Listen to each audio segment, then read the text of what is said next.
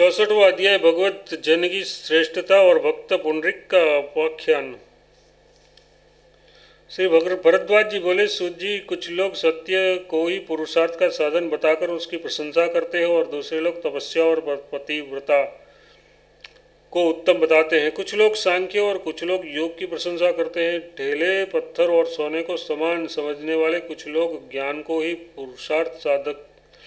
पुरुषार्थ साधन के लिए उत्तम मानते हैं। कुछ लोग क्षमा की प्रशंसा करते हैं, कुछ लोग दया और सरलता की, कुछ लोग ऐसे हैं जो दान को उत्तम बताते हैं, कुछ लोग और ही किसी उपाय को शुभ कहते हैं, दूसरे लोग सम्यक ज्ञान को उत्तम बताते हैं और अन्य जन वैराग्य को श्रेष्ठ बताते हैं। कुछ ज्ञानिक लोग अग्निष्टोम आदि यज्ञ को ही सबसे बढ़कर मानते हैं। सांख्य तत्व का मर्म जानने वाले कुछ लोग आत्मा के ध्यान को श्रेष्ठ मानते हैं। इस प्रकार यह धर्म, अर्थ, काम और मोक्ष रूप चारों पुरुषार्थ का उपाय ही नाम वेद से नाना प्रकार का बताया जाता है। ऐसी स्थिति में जगत में पाप कर्म से विमुक्त पुरुष भी कर्तव्य के विषय में कुछ निश्चय न हो जा सकने के कारण मोह में ही पड़े रहते हैं। सर्वज्ञ इन उपयुक्त सत्य आदि उपायों में जो सबसे उत्तम उपाय हो और महात्मा द्वारा आवश्यक कर्तव्य हो, वह सब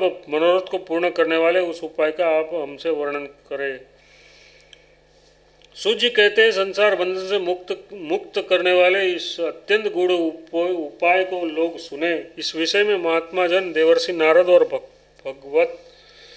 भक्तवर पुंडरीक के संवाद रूप इस प्राचीन इतिहास का वर्णन किया करते हैं। महामती पुंडरीक जी एक विद्वान ब्राह्मण थे। वे सदा गुरुजनों के वश में रहते हुए ब्रह्मचर्य आश्रम के नियमों का पालन करते थे। उन्होंने अपनी इंद्रियों को और क्रोध को जीत लिया था तथा वे नियमानुसार संध्योपासना किया करते थे। वेद और वेदांगों में वे निष्णात थे तथा अन्य शास्त्रों के भी पंडित थे। वे प्रतिदिन समिधा एकत्र कर सायं और प्रातःकाल अत्यंत यत्नपूर्वक अग्नि की उपासना किया करते थे।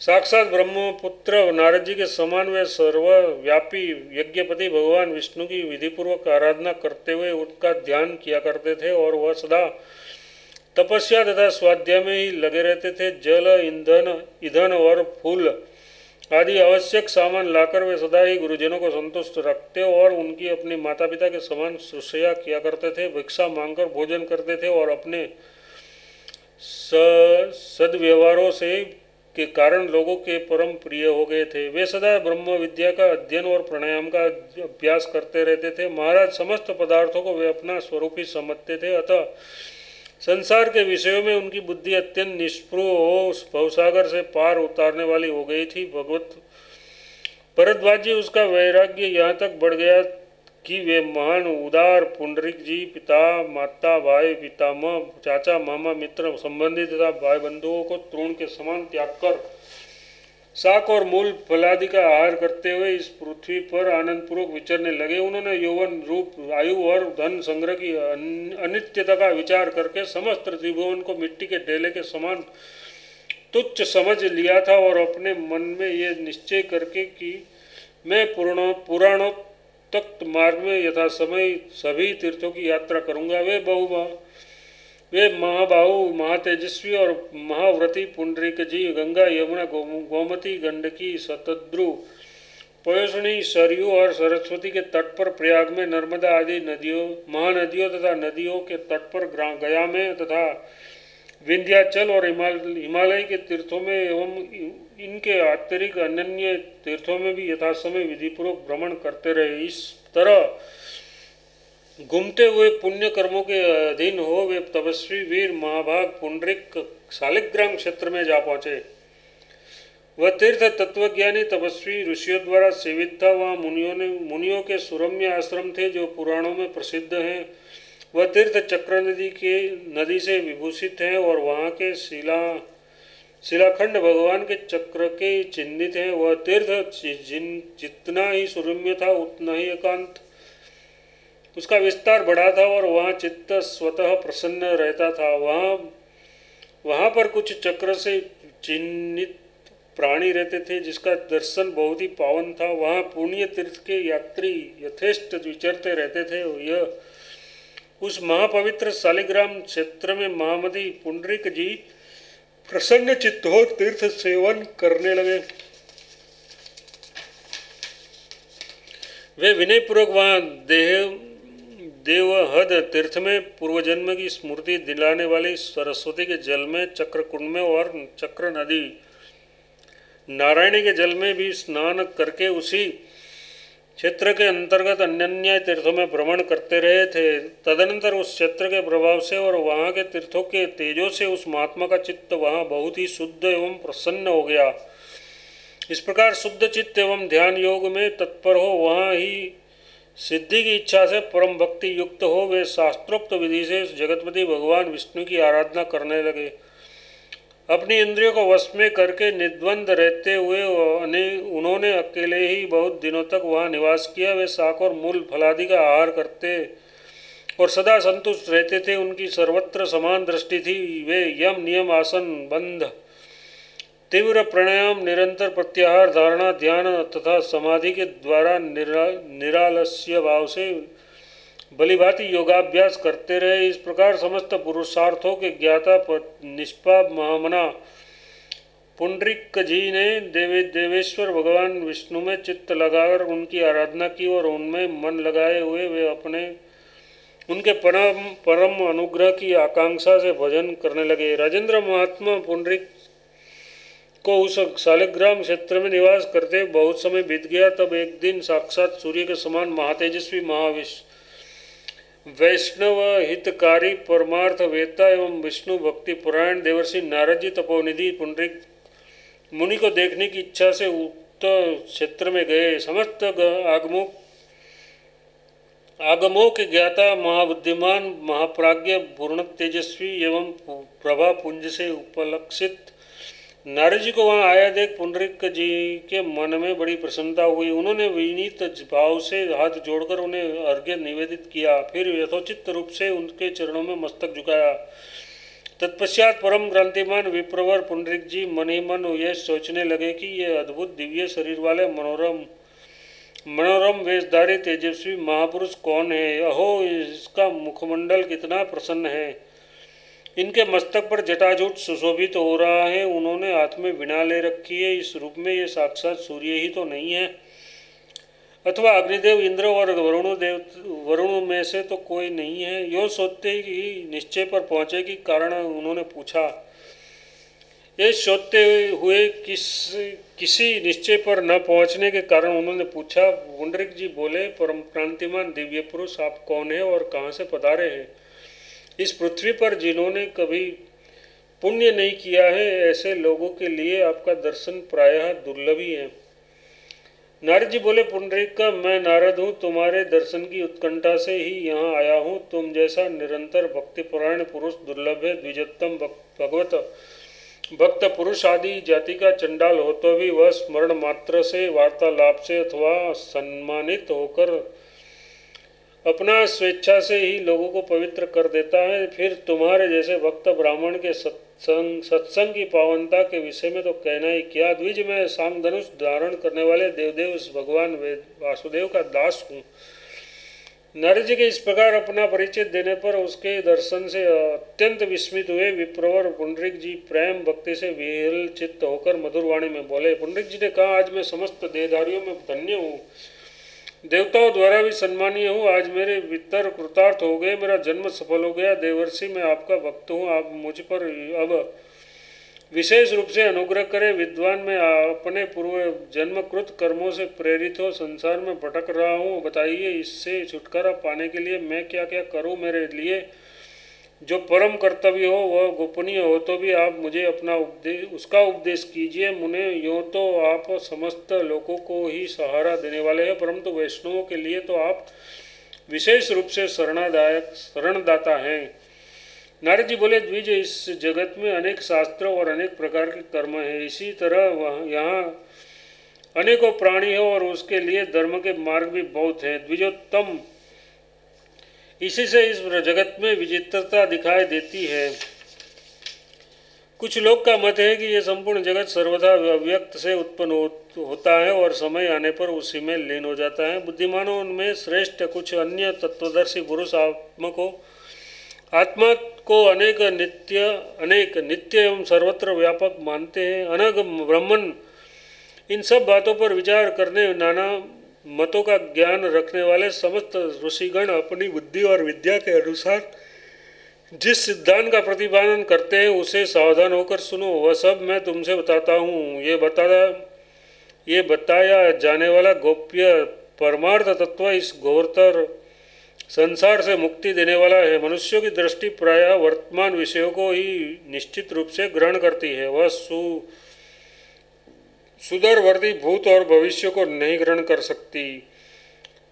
उत्तम व्रत के पालन एवं पाप शून्य तात पुंडरीक, इस विषय में श्री ब्रह्मा जी ने पहले मेरे प्रश्न करने पर मुझसे जो कुछ कहा था वह सब मैं तुम्हें बता रहा हूँ। तुम ध्यान देकर सुनो। इस एक समय की बात है, ब्रह्मलोक में विराजमान अविनाशी कमल योनि ब्रह्मा जी को प्रणाम करके मैंने उससे यथोचित रूप में प्रश्न किया।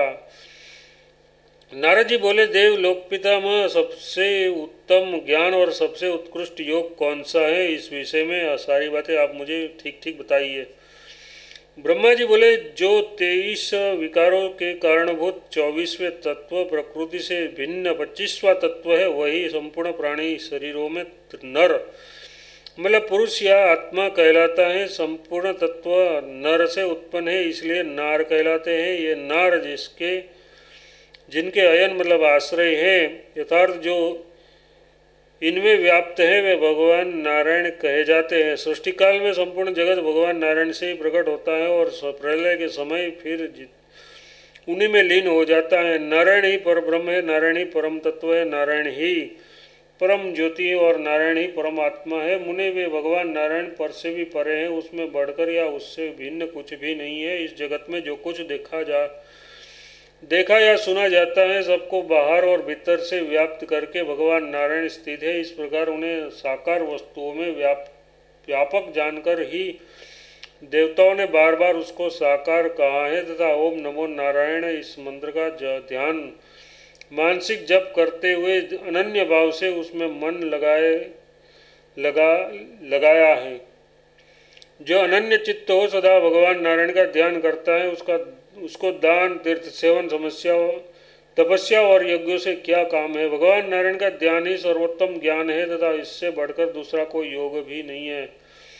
परस्पर विरुद्ध अर्थ को व्यक्त करने वाले दूसरे शास्त्रों के विस्तार से क्या लाभ। जिस प्रकार एक ही बड़े नगर में बहुत से मार्गों का प्रवेश होता है, उसी प्रकार भिन्न भिन्न शास्त्रों के संपूर्ण ज्ञान उन परमेश्वर नारायण में प्रवेश करते हैं। वे भगवान विष्णु अव्यक्त रूप से सर्वत्र व्याप्त हैं, सूक्ष्म तत्व हैं, सदा रहने वाले सनातन पुरुष है, संपूर्ण जगत के आदि कारण है, परंतु उसका न तो आदि है और न अंत है। स्वयं वे किसी दूसरे से उत्पन्न नहीं है, अतः एवं स्वयंभू है, किंतु इन संपूर्ण भूत प्राणियों को स्वयं ही प्रकट करते हैं। वे विभु अचिंत्य नित्य और कार्य कारण रूप हैं। संपूर्ण जगत का उनमें ही निवास है, इसलिए वे वासुदेव कहे जाते हैं। वे पुराण पुरुष, त्रिकालदर्शी और अविकारी हैं।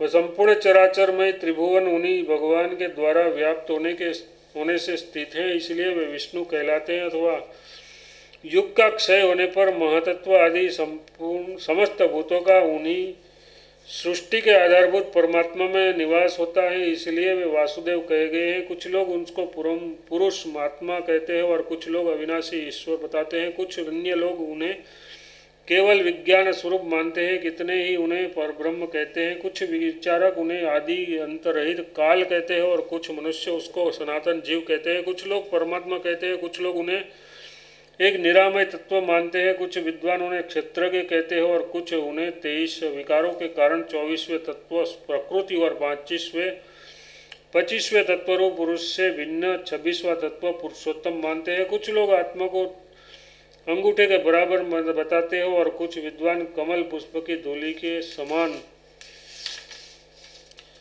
कण के बराबर अणु मानते हैं। ऊपर भगवान विष्णु के जिन नामों का उल्लेख किया गया है, ये तथा अन्य भी बहुत से भिन्न भिन्न नाम मुनियों द्वारा शास्त्रों में कहे गए हैं, जो साधारण लोगों में भेद भ्रम का उत्पादन कर उन्हें मोह में डालने वाले हैं। यदि एक ही शास्त्र होता तो सबको संदेह रहित निश्चयात्मक ज्ञान होता, किंतु यहाँ तो बहुत तरह के शास्त्र हैं और सबका अलग अलग सिद्धांत है। अतः ज्ञान का तत्व बड़ा ही दुर्जय हो गया है। परंतु मैंने संपूर्ण शास्त्रों का मंथन करके विचार किया तो यही बात सब सिद्धांतों के सार रूप से ज्ञात हुई है कि सदा भगवान नारायण का ध्यान करना चाहिए। इसलिए मोह में डालने वाले संपूर्ण शास्त्र विस्तारों का त्याग करके एकचित्त होकर उत्साहपूर्वक भगवान नारायण का ध्यान करो। इस प्रकार सतत चिंतन के द्वारा उन अविनाशी देवदेव नारायण का तत्व जानकर तुम शीघ्र ही उनमें सायुज्य मुक्ति प्राप्त कर लोगे, इसमें संदेह नहीं है। विप्रेंद्र, इस प्रकार ब्रह्मा जी के कहे हुए इस परम दुर्लभ ज्ञान योग को सुनकर मैं तभी से भगवान नारायण की परिचर्या में लग गया। जो लोग ओम नमो नारायण इस सनातन ब्रह्मस्वरूप मंत्र को जब जानते हैं, वे अंतकाल में उसका जप करते हुए विष्णु के परम धाम को प्राप्त कर लेते हैं। अतः तात तत्व विचार करने वाले पुरुष को सदा ही सनातन परमात्मा नारायण का अनन्य चित्त से ध्यान करना चाहिए। भगवान नारायण जगत व्यापी सनातन परमेश्वर हैं। ये भिन्न भिन्न रूप में संपूर्ण लोगों के सृष्टि पालन तथा संहार करने के लिए रहते हैं। इसके नाम गुण एवं लीलाओं का श्रवण और कीर्तन करते हुए उसके ध्यान में संलग्न हो उसकी आराधना करनी चाहिए। ब्राह्मण अपना हित करने वाले पुरुष के लिए अन्यथा भगवान नारायण की आराधना ही कर्तव्य है। विप्रवर, जो लोग निष्पृह नित्य संतुष्ट ज्ञानी जितेंद्रिय और ममता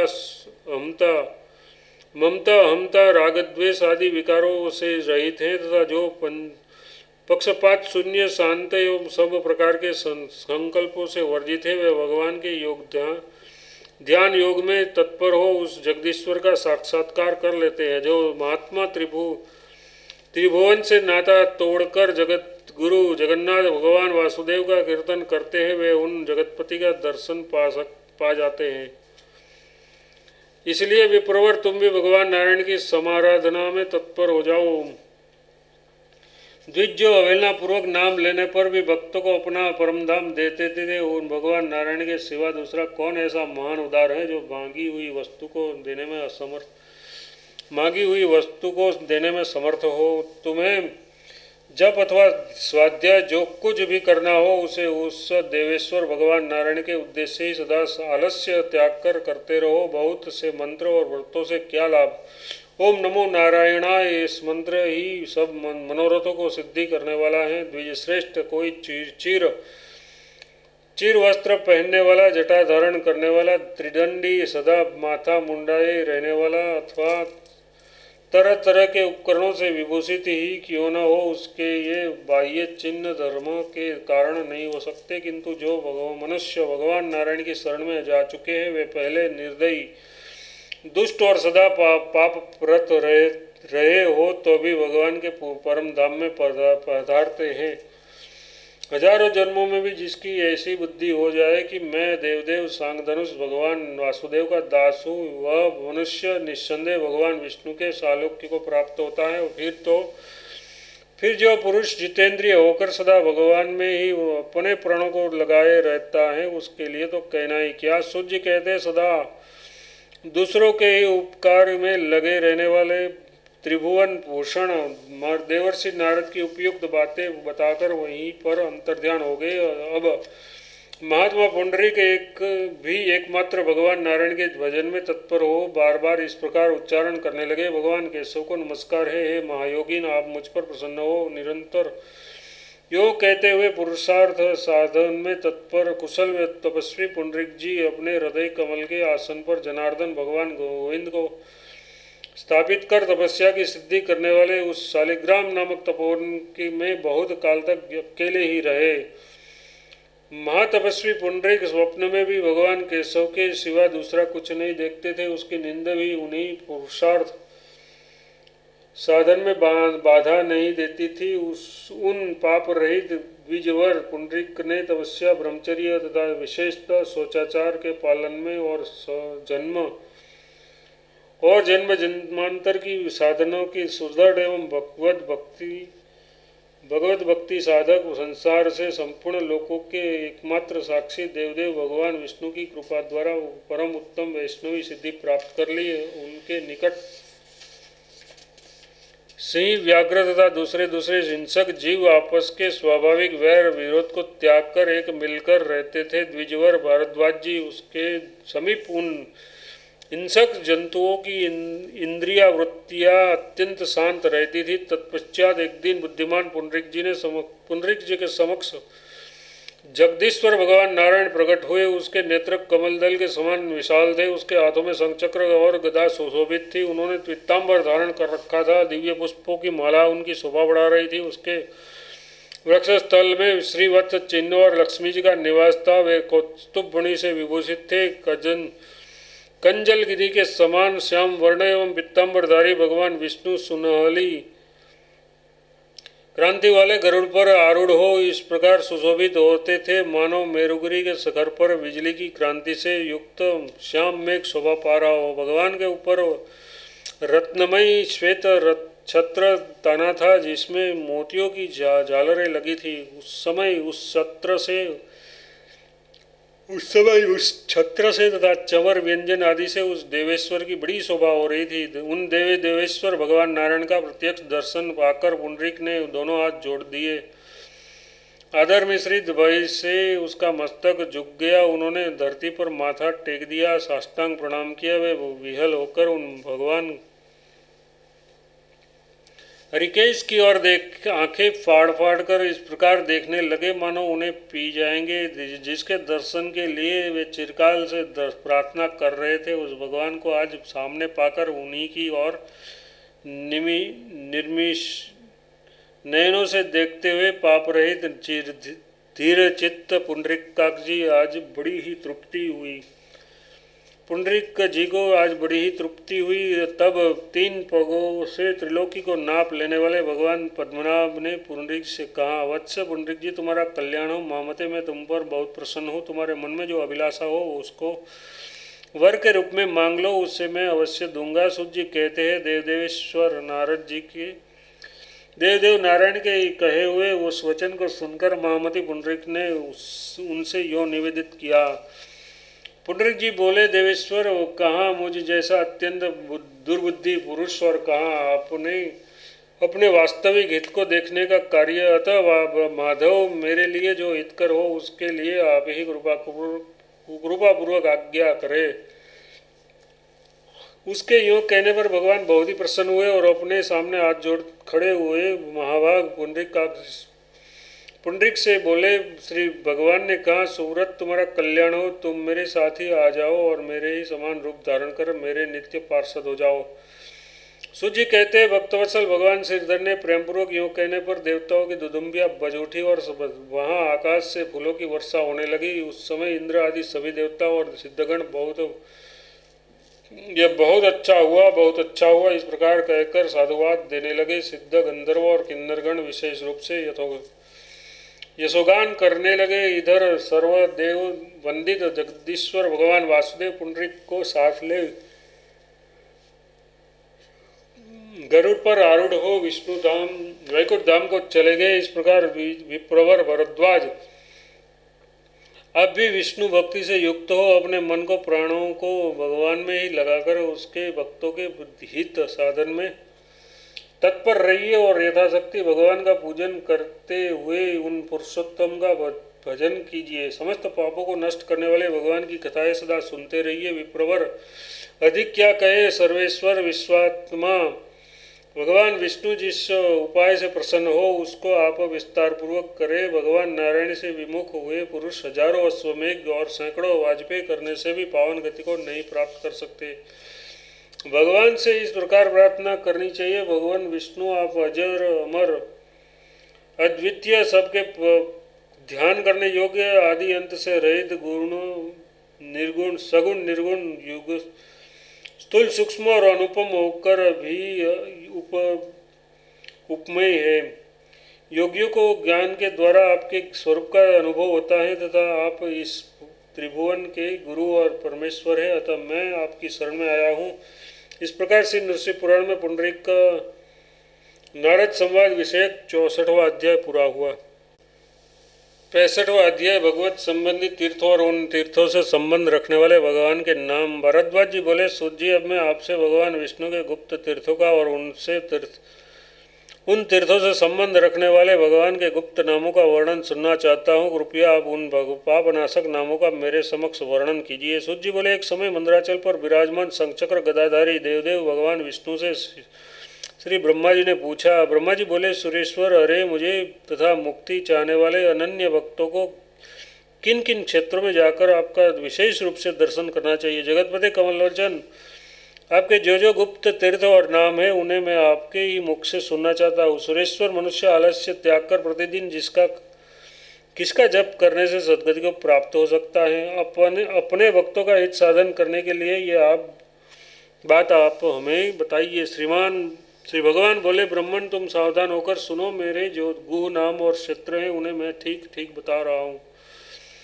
कोकामुख क्षेत्र में मैं वारा स्वरूप का, मंदराचल पर मधुसूदन का, कपिल द्वीप में अनंत का, प्रभास क्षेत्र में सूर्य नंदन का, तप माल्योदपान तीर्थ में भगवान वैकुंठ का, महेंद्र पर्वत पर राजकुमार का, ऋषभ तीर्थ में महाविष्णु का, द्वारका में भूपाल श्री कृष्ण का, पांडुष पर्वत पर के देवेश का,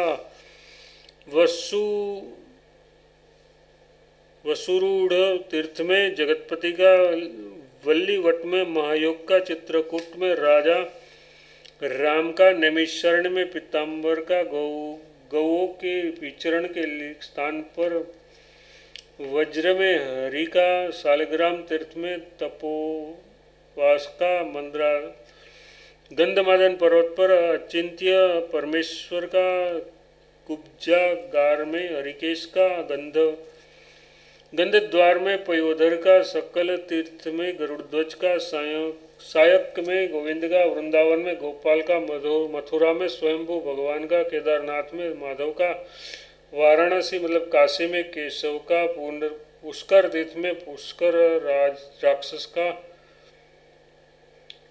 दुष्टद्युम्न क्षेत्र में जय ध्वज का, तृण बिंदु वन में वीर का, सिंधु सागर में अशोक का, कसेरट में महाभाव का, तेजस वन में भगवान अमृत का, विश्वासयूप या विशाखायूप क्षेत्र में विश्वेश का, महावन में नरसिंह का, हला रंग में रिपुहर का, देवशाला में भगवान त्रिविक्रम का, दसपुर में पुरुषोत्तम का, कुब्ज तीर्थ में वामन का, वितस्ता में विद्याधर का, वारा तीर्थ में धरणीधर का, देवदारुण में गोह का, कावेरी तट पर नागसई का, प्रयाग में योगभूमि का, पयोषणी तट पर सुदर्शन का, कुमार तीर्थ में कौमार्य का, लोहित में हरिग्रीव का, अश्विनी उज्जैनी में त्रिविक्रम का, लिंगकुट पर चतुर्भुज का, और भद्रा के तट पर भगवान हरि का दर्शन करके मनुष्य सब पापों से मुक्त हो जाता है। इस प्रकार कुरुक्षेत्र में विश्वरूप का, मणिकुंड में हलायुद्ध का, अयोध्या में लोकनाथ का, कुंडिनपुर में कुंडनेश्वर का, भारंडार में वासुदेव का, चक्र तीर्थ में सुदर्शन का, आढ्य तीर्थ में विष्णुपद का, शुक्र क्षेत्र में भगवान शुक्र का, मानस तीर्थ में ब्रह्मेश का, दंड तीर्थ में श्यामल का, चित्रकूट पर्वत पर नागमोक्ष का, मेरू के शिखर पर भास्कर का, पुष्प तीर्थ भद्रा के तट पर विरजा का, केरल तीर्थ में बालरूप भगवान विशाल के तट पर भगवान यस्कर का, माहिष्मती पुरी में उतासन का, क्षीरसागर में भगवान पद्मनाभ का, विशाल तीर्थ में सनातन का, शिव नदी के तट पर भगवान शिव का गया में गदाधर का और सर्वत्र ही परमात्मा का जो दर्शन करता है वह मुक्त ही हो जाता है। ब्रह्मा जी, ये 68 नाम हमने तुमसे बताए था, विशेष गुप्त वर्णन तीर्थों का भी वर्णन कीजिए। जिस भूपते जो पुरुष प्रतिदिन प्रातःकाल उठकर मेरे इस गुह नामों का पाठ करता या श्रवण करेगा, वह नित्य ही 1,00,000 गोदान का फल पाएगा। नित्य प्रति पवित्र होकर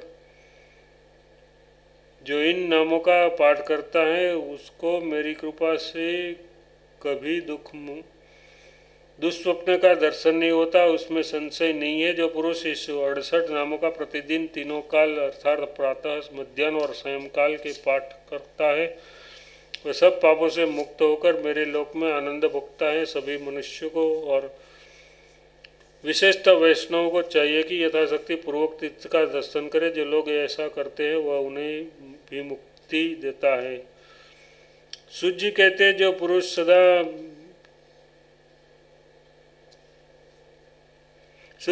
जो पुरुष सदा ही और विशेषतः रिवास मतलब एकादशी या द्वादशी को भगवान विष्णु की पूजा करके उसके सामने खड़ा हो भगवत स्मरण पूर्वक इस स्तोत्र का पाठ करना चाहिए।